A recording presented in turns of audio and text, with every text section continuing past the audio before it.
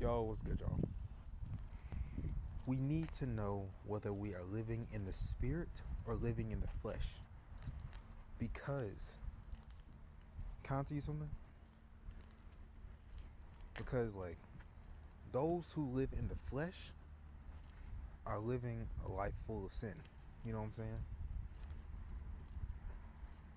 Okay? But those who live by the spirit, do not gratify the desires of the flesh. And what are the desires of the flesh?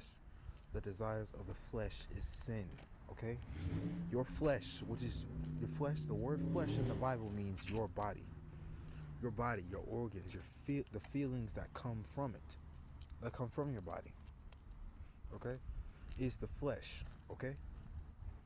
And I also made some videos about the flesh too. Go and watch them. I also got a YouTube channel. I post them on there too. Go and watch them. But but the flesh, your flesh loves sin. Your body loves sin because guess what? Paul says we were born into sin. Since we were born into sin, therefore, guess what? Our body, which is our flesh, is burdened by sin. Our body, therefore, is burdened by sin. Okay? Our body is burdened by sin. And can I do something? Guess what? Since we are burdened by our bodies, real quick, remember, Jesus Christ said this before he got betrayed by Judas. He said to his disciple while he was on, I think it was Garden of Gethsemane, but he said, watch and pray so you do not fall into temptation. The spirit is willing, but the flesh is weak.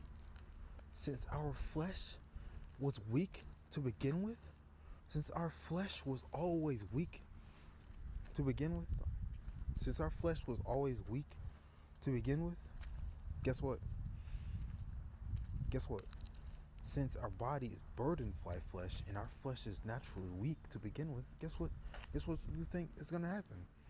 The flesh is going to accept sin. The flesh loves sin. You know what I'm saying? But since we are burdened by our flesh, guess what? We are burdened by sin. Yes, because our flesh is burdened, we are burdened by sin, which means